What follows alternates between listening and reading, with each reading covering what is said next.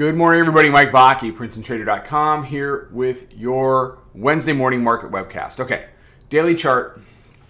You can see the bands are continuing to compress. We didn't break down from the 20-day. We didn't break above it. We continue to gravitate back to it. Today it comes in and around 81, 82. Didn't really challenge it yesterday at any point during the day. That was the Bears, and they didn't challenge it last night. So if you have to say who has the advantage right now, I think it certainly continues to be the Bulls. We're trading above the daily midband, but we are, we're in fairly narrow ranges. With the exception of Monday, we had that big trend up day on Monday. Yesterday was fairly narrow. It was enough to get some work done, though. We did about 8 to 10 handles, depending on how people sliced it up in the room. So it's been a good week. I was short a couple times overnight, a little bit of profit, and then got stopped out. Our marker on that was 28.0125, which now is broken. So we've got to see if the Bears have anything below the roundy at 2,800. I'm not sure they do. I'll likely have the room flat into the open. There's no reason to try to hyper trade pre-market. As we get into today, you got to look at 2,800. You got to look at the low 90s. You can see where the 9-day and the 20-day are coming together in this 82 to 84 area. That's going to be I call it 82 to 86 area. It's going to be important. It's going to be what the day is about if we pull back at all. If we go to the upside, they have to deal with this high, okay, 28.1975. And at that point, then you start to say, okay, have we engaged the upper band at that point? Because the upper band is going to expand if we go to the upside, but the degree of the expansion, I don't know. They didn't tell me there was going to be math today.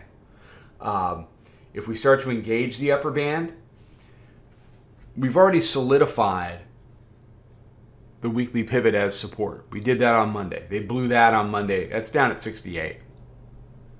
82 didn't get a sniff yesterday. 68 is a distant memory.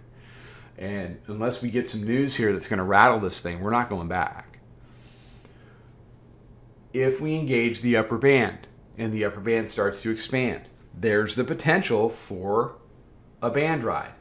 You have Bollinger bandwidth that's, it's below 4. It's not, it's not epic, but it's certainly not, as far as the last, call it 5 months are concerned, it's the lowest by far on this chart, and that goes back to October the 22nd. So these are the tightest the Bollinger Bands have been on the daily chart in some time. Compression, expansion. Compression, expansion. Does that mean the expansion has to be immediate? No. We can hang around here for a while and let these things really get tight. All right, hourly chart. We're compressing. Makes sense because we're doing it on the daily as well. Bulls needed to hold this area yesterday. They did. The daily middle band now slides up to 85 and hooks up with the 9-day at 86. So 85, 86 is a big deal. You see the weekly pivot down there. So how does this compression play out? Unless it really surprises me, it's likely to play out to the upside. Join me at 9:20 Instagram Live. There have been some good little setups given on that 9:20 Instagram Live. The bigger setups are in the room, but Monday we handed you 20, 30 handles without even blinking. We set that whole day up really well. All right, take care, trade them well. Join us at 9:20. Come join us in the room. A lot of new people starting right now.